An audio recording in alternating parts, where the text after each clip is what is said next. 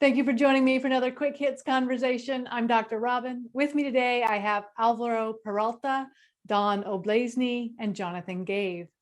I want to ask the question, what does it mean to be transparent in business? Don, can you kick us off?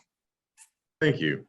Years ago, everyone would say, I'm just going to tell you honestly. I'm going to be honest. And that transitioned about 4 or 5 years ago to I'll be transparent. So I think, building trust in business and life is honesty, being transparent. For myself, I agree with what you're saying. For myself, I have a training business. So I try to be very clear about expectations. That is what I'm doing, what's in and what's out. I'd like to give people a big picture of what I'm doing and also why I'm doing it. I also like to understand from my business partner or student what's in it for them, why they are doing it. So for you, Jonathan, transparency is being clear. Being clear, yeah, that's right. I confess that I distinguish between transparency and nudity. I don't think that I have to be naked and expose all of my motives, why I'm doing that. That can be too much information. But I do feel it's important for me to be very clear about what I offer and what I'm able to do. Okay. My first go-to is defining transparency within a group so that the group has a common definition and understanding of the word. As we've heard, two of us already define transparency with slightly different things. So we've heard honesty, clarity, nudity, all important components of defining transparency. And if it was for our use of the word, then we would carry that definition forward and understand each other what we mean by transparent. And I really appreciate it's not a reveal all. It's a thing of creating clarity and being honest in it. As a coach, my definition is that transparency is a form of communication. It's a style of communication, and it's one that can be regulated. We can choose the level of transparency that we are using, or sometimes we don't choose it. Sometimes we can look at it and say, how transparent am I being? And so there's a regulation of transparency, which may lead to the comment that Jonathan made about nudity, about being overexposed. And we do this in order to create a desired impact. And it has different elements, and we've heard a couple of those elements: honesty and clarity. I think vulnerability is a huge one. I think intent is one of the elements that's necessary. What am I intending with the transparency that I'm using? I think boundaries would be one. Defining rules of engagement around it in a culture, in a business culture. There's an element that is a real challenge in our society today, and that is acknowledgement.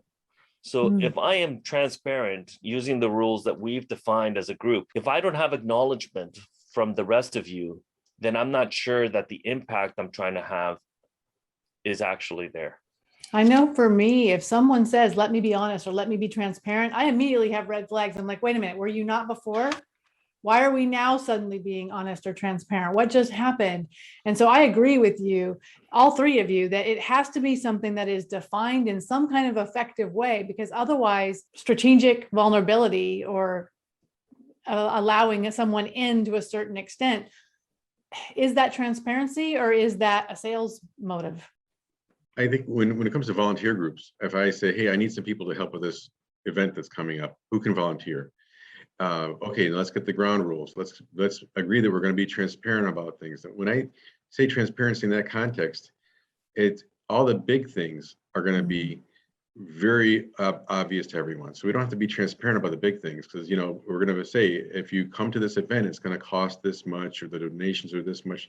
The transparency is of the little things usually. I think that to let everyone know what's happening behind the scenes, what are the details that we want to make sure everyone knows, like how much of every dollar is being given to this charity, so that everyone's on the same page when it comes to that, so that everyone in the core group that's volunteering, and then everyone in the public who's donating knows we're being transparent about the little things. I follow a dog rescue, and she says, for transparency, and then she'll post vet bills for specific dogs to show this is where the money is going. So I can see how that makes sense in that setting as well, Don. Thank you. What happens at the executive level between the HRO and the CFO and the CTO, what happens there and what actually trickles down to the front lines, there is not a lot of transparency. And so the revolving door as a means of filling the funnel for the sales, that is not transparent. When you're hired, you're not told, by the way, when you bring in your friends and family, you probably won't be here for more than 6 months. So we're going to use those to go on and try to build business. That kind of transparency. And there's where trust is lost, not only with the clients or the prospects, it's lost within the culture of the company. And you get this red flag feeling of something's not quite aligned here. I think each organization is different. And, I'm not familiar with Canadian whistleblower laws, but I know in the US, depends probably on organization and the people involved. If there's an organization that has some issues with transparency and someone decides to blow the whistle, they're protected by whistleblower laws. And I would hope that in the protection of the general public, that someone, if they see something wrong, blows the whistle. They go to the press, they go to the courts, and they say, look, you know what? There are people who aren't being served because of this issue. I appreciate everyone using the word client. That's another thing that I think of. Although my goal is always to be transparent and honest, I also balance this against client privacy.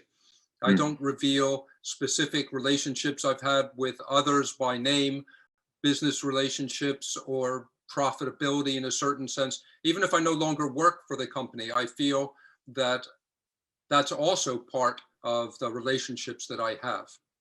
And that's true. There's a confidentiality versus transparency conversation there, because on my website, I have quotes by clients that have said, oh, you're amazing, but their names aren't attached to it, because I feel like there's a certain amount of confidentiality there that they can say great things about me, but for me to then attach their name says, oh yeah, they were a client of mine. And because I have a background in psychology, that confidentiality is really strongly ingrained. So there's that kind of balance for me. I do in my personal life and in my professional life have kind of two rules: be nice to me and don't lie. Those are my two rules. And if you breach those, I had somebody do that recently, you're out. That's it. I don't play. So what is that balance between transparency and confidentiality?